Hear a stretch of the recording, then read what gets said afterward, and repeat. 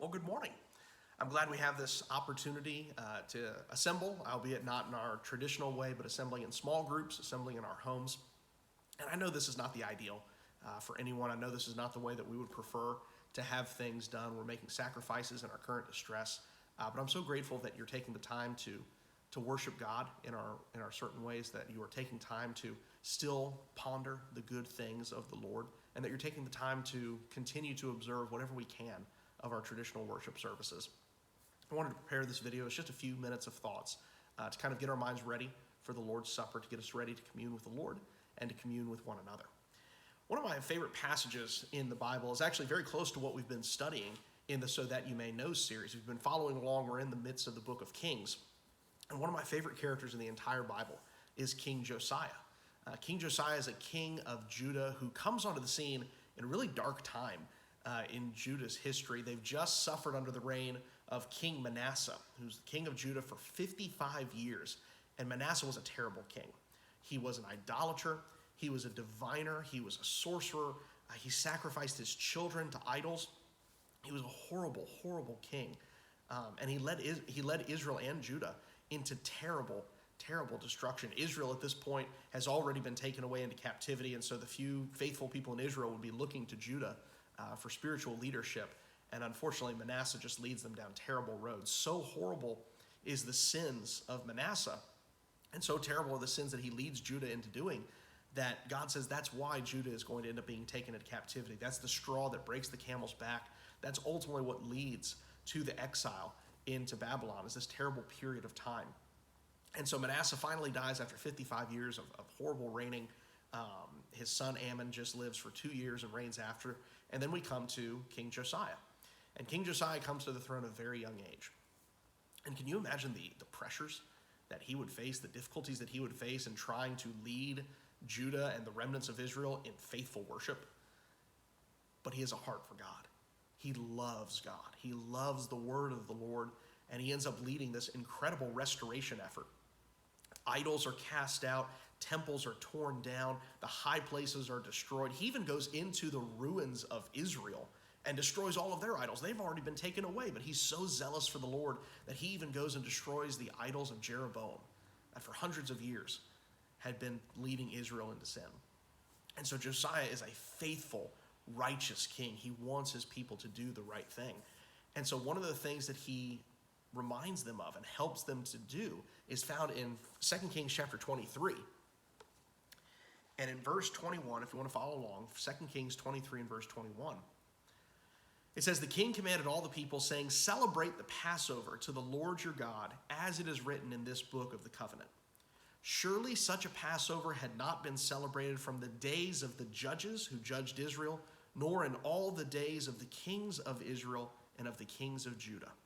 But in the 18th year of King Josiah, this Passover was observed to the Lord in Jerusalem." Can you imagine what an incredible feast day that must have been? The text says that the Passover had not been observed in this way, of the whole nation observe it, of the king leading it.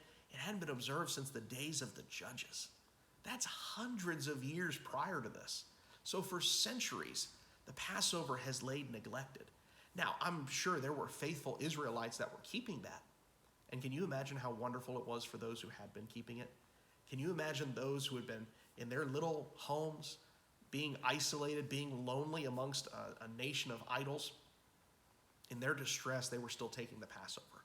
They would still gather together, and they would tell their sons and daughters about what God had done for them, and they could only dream about the good that might come someday.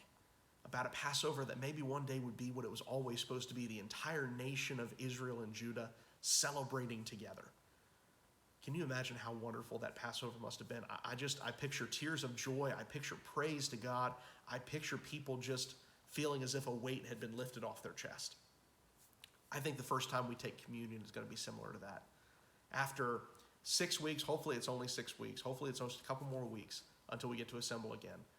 But after 6 weeks of not assembling together, 6 weeks of not being able to take the Lord's Supper with everybody, can you imagine how wonderful it's going to be when we all get to commune with the Lord?